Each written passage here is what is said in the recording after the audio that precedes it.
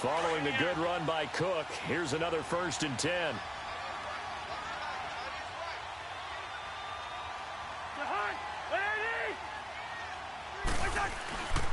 They run again on 1st down. Cook, and he is met quickly in the backfield. Down he goes, folded like a lawn chair. He'll wind up losing a yard on the play, and that'll bring up a 2nd and 11. Cousins, rush coming, and he's taken down. Well, the beauty of screen passes is they take a little time to develop, and they can often hit big, but sometimes they take too long to develop, and sometimes you get sacked. Yeah, what's perfectly called for a defense to attack a screen? Typically a blitz, and even though people think that the screen operates against the blitz, if you have the blitz called and you still cover the screen, now that allows your blitzers to get there.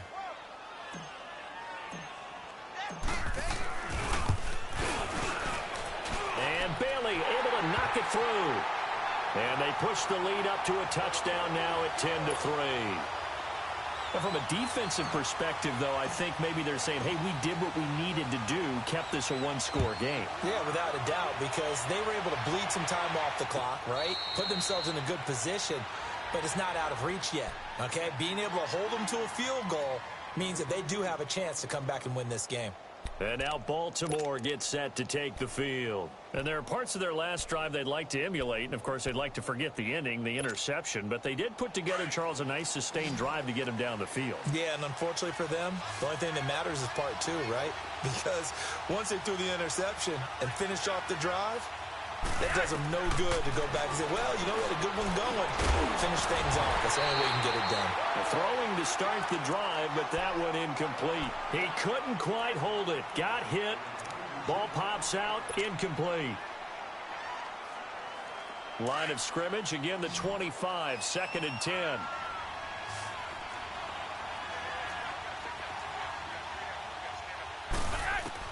Second and 10. Flacco once more.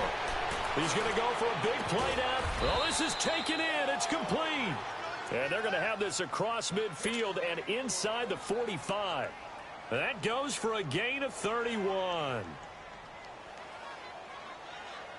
So the big play gets him across midfield now for 1st and 10.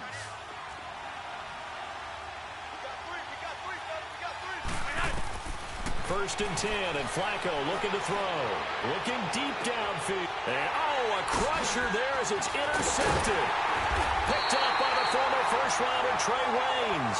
And a big turnover there as his guys will get the football back. Well, they didn't exactly show patience there, did they? Just down a score, they come out firing right away and compound things by throwing an interception. They put their defense in a really tough spot. Cousins and the Vikings with a 1st and 10.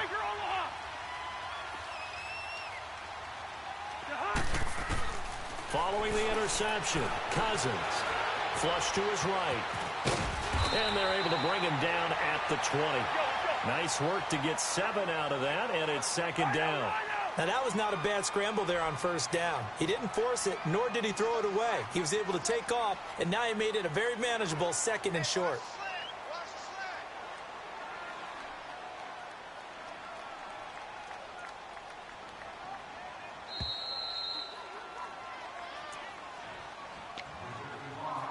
Time for a break. We're back to see what happens after this.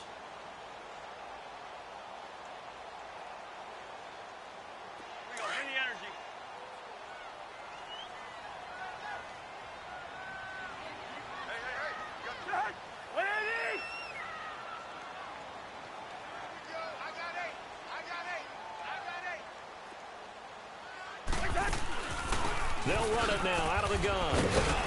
And not too much going there as he'll get it up to the 23-yard line. It'll be a gain of 2 on the play, but they'll remain a few inches short here with 3rd down looming.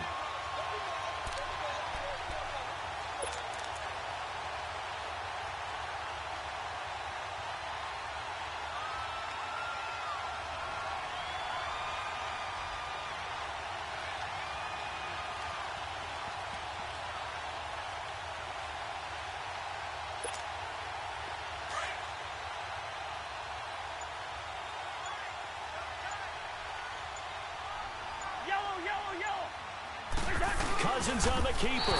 And they will touch him down, but not before he gets the first. He'll wind up getting 2 there as he does it himself and picks up the first. There may have been a little bit of an element of surprise there. 3rd and inches, and they go quarterback sneak. I still feel like this is a play that often is reserved for 4th down. And not totally home free yet, but it's looking good as they come up 1st and 10.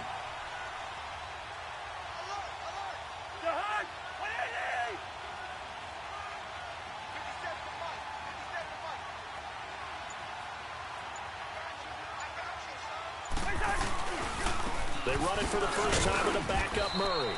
And he'll take it ahead to the 28-yard line.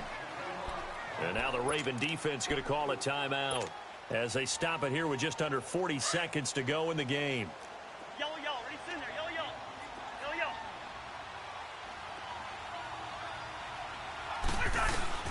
Cousins here to throw.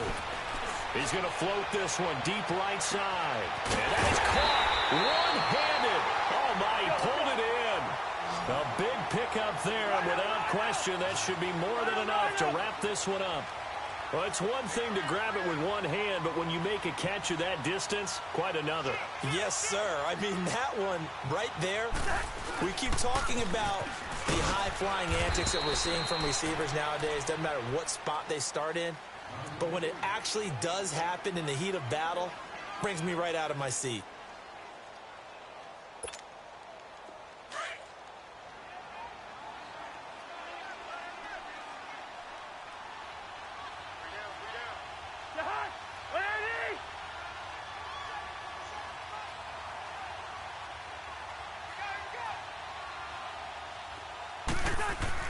Now Cousins.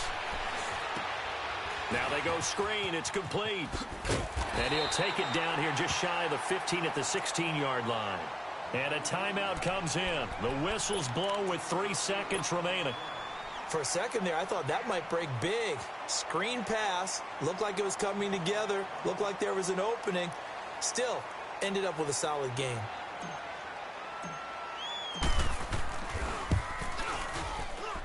And the kick is good. So you wonder how this one might be remembered the next time these two teams meet. But until then, this game's over. And, Charles, I think when the schedule comes out, all teams, no matter where they're predicted to finish, talk about protecting your home turf. They were able to do that here in this one. Similar to a tennis match, right? Not letting them break your serve. That way you hold on to it. They got it done, and they feel very good about that victory.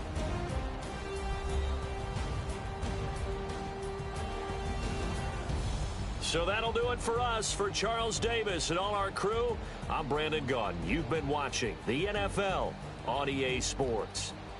It's a win for the Vikings as we say so long from Minneapolis.